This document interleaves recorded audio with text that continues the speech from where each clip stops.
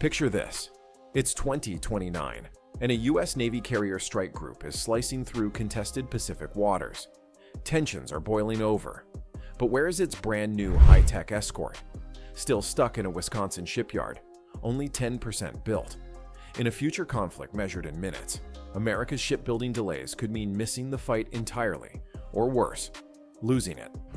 That sleek escort is none other than the Constellation-class guided missile frigate, once hailed as a nimble, cost-effective defender against subs and missiles. But like a high school group project gone wrong, this once promising effort is now bogged down by redesigns, cost overruns, and political finger-pointing. Birth of a bold concept. Back in 2017, following the debacle of the littoral combat ship, the Navy swore a solemn oath: never again. So when it launched the FFG-X competition, it demanded an existing, proven design with minimal changes. Italy's frigate European multi-mission class frigate fit the bill like a tailored Italian suit, battle-tested, sleek, and relatively cheap.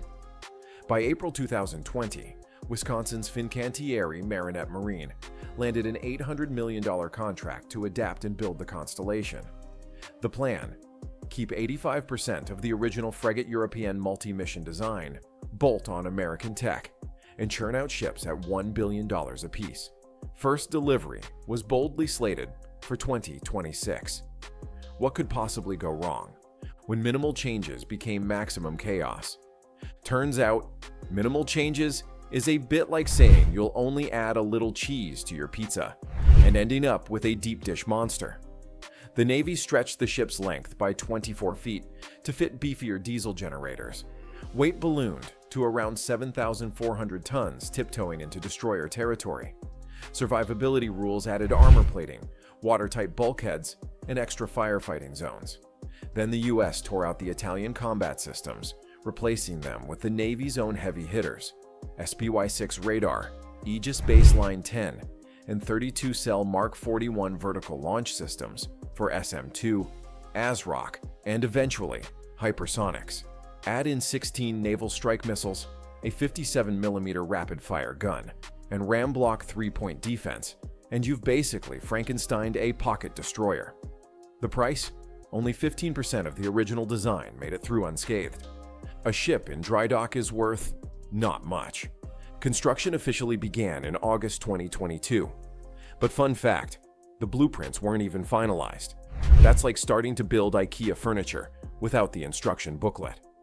As of 2025, the lead ship remains only 10% complete, with full design approval still pending, now projected for late summer.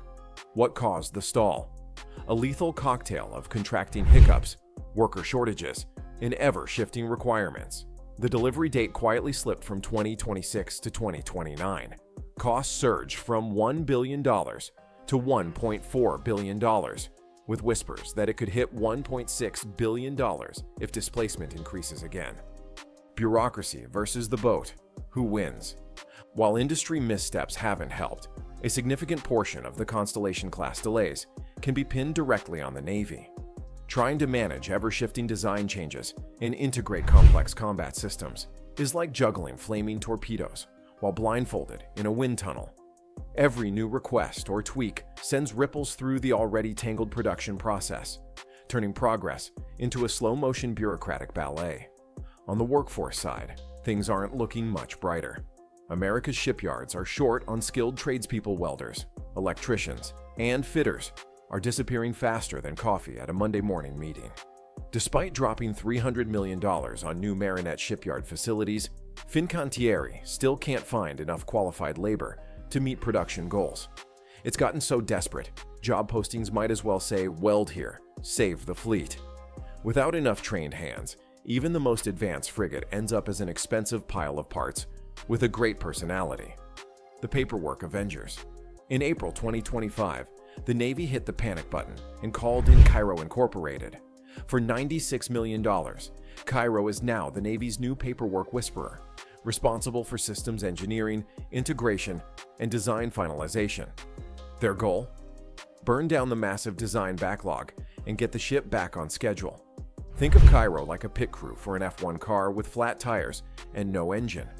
They won't build the ship, but they'll fix the process, streamline integration, and grease the wheels so construction can finally pick up pace.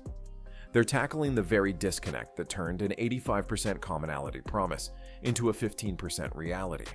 Why the Constellation still matters. With all the setbacks, you might wonder if the Constellation-class frigate is still worth the trouble. The answer is a resounding yes, if it ever actually hits the water. In a future fight where both firepower and fleet size will matter, this ship fills the sweet spot between bloated destroyers and flimsy unmanned craft. It was meant to be smaller and cheaper than an Arleigh Burke, though now it's only technically smaller and theoretically cheaper. Still, it's far more capable than the drones currently floating around like glorified Roombas. With advanced towed sonar for submarine hunting, this ship doesn't just listen, it bites. Armed with SM-2 and NSM missiles, it's equally ready to defend vital convoys or break through hostile blockades. It's like the Navy's Swiss Army knife compact, versatile and ready for action. The old Perry-class ships once played this role, and Constellation was built to carry that torch. But unless production finally picks up speed, it might end up as just another blueprint collecting dust and disappointment. 4 options to get back on track. At this stage, the US Navy stands at a critical crossroads with 4 possible routes to rescue the Constellation-class program from further delays. The first option is to lock the current design and immediately begin mass production. This approach embraces the idea that perfect is the enemy of good and would allow construction to move forward instead of being paralyzed by endless revisions. The second option involves adding a second shipyard, which could double production capacity and inject some healthy competition into the process. However, this also risks duplicating early-stage mistakes across multiple sites, potentially compounding the problem rather than solving it. The third path is a spiral upgrade strategy, where early ships are delivered with baseline capabilities and enhanced later with advanced systems like directed energy weapons or expanded VLS cells. This keeps production rolling while giving engineers time to fine-tune cutting-edge tech. Lastly, the Navy could pursue alternative solutions altogether. This might mean upgrading existing vessels, fast-tracking unmanned surface combatants, or even developing a new joint strike frigate concept that's being whispered about in Pentagon corridors.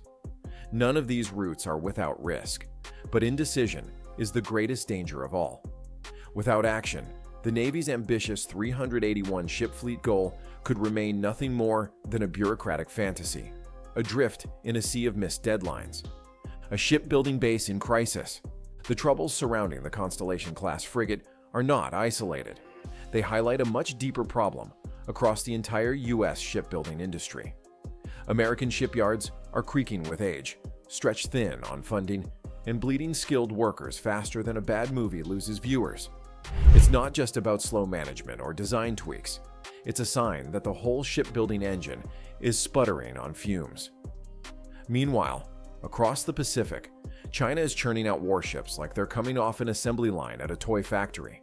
Their yards are modern, their timelines aggressive, and their strategy laser-focused.